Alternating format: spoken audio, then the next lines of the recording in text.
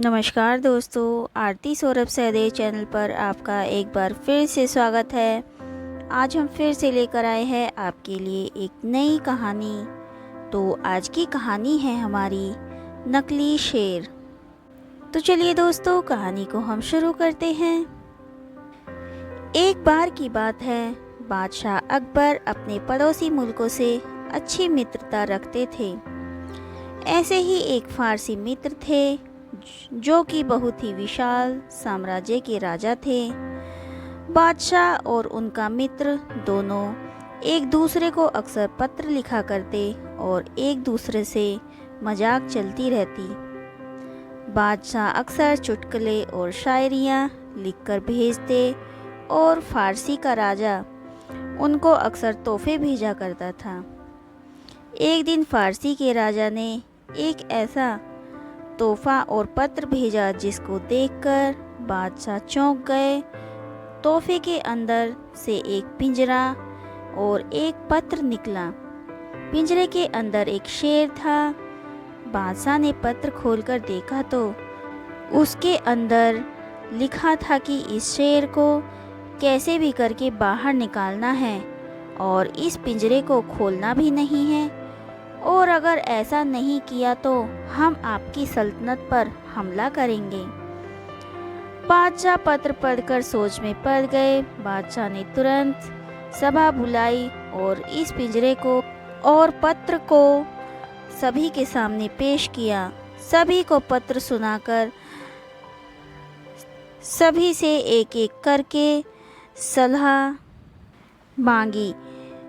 उस दिन बीरबल किसी सरकारी काम से बाहर गए हुए थे। अकबर को इस बात का अफसोस था कि बीरबल इस मुसीबत बला में उनके साथ क्यों नहीं है। पूरे दरबार में सभी एक दूसरे का मुंह देखने लगे। अकबर ने पूछा कि किसी के पास इस पहेली का कोई हल है। बादशाह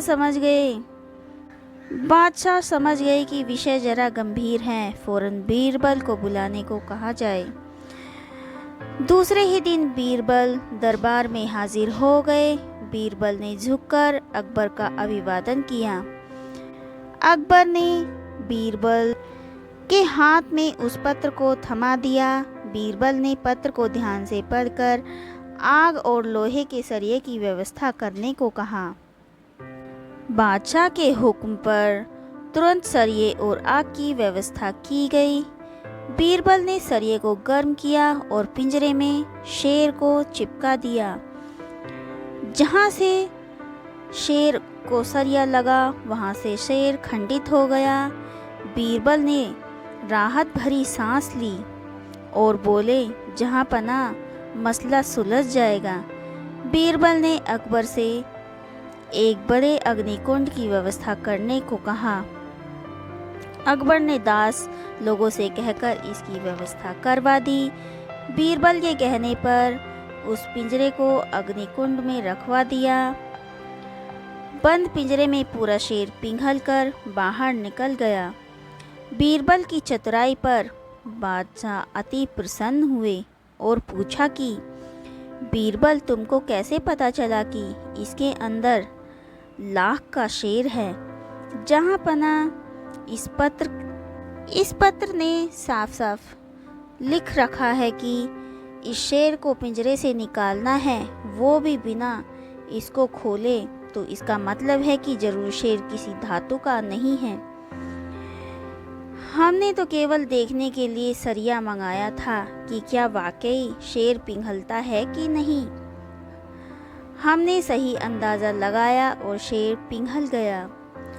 बादशाह एक बार और बीरबल की चतुराई से प्रसन्न हो गए और कहा, अब तक तुम मेरे साथ हो, मुझे फारसी क्या किसी से भी डरने की ज़रूरत नहीं है। फिर क्या था, फारसी का दूत एक और पत्र लेकर गया और राजा को एक और बीरबल की बुद्धिमानी की कहानी सुनाई। फारसी का राजा बीरबल की चतुराई से अति प्रसन्न हुआ और अगला तोहफा बीरबल के लिए भेजा। तो दोस्तों, इस कहानी से हमें यह शिक्षा मिलती है कि बुद्धिमानी हमेशा अपना सर ऊपर रखती है। तो दोस्तों, आज की कहानी आपको हमारी कैसी लगी हमें कमेंट करके बताएं।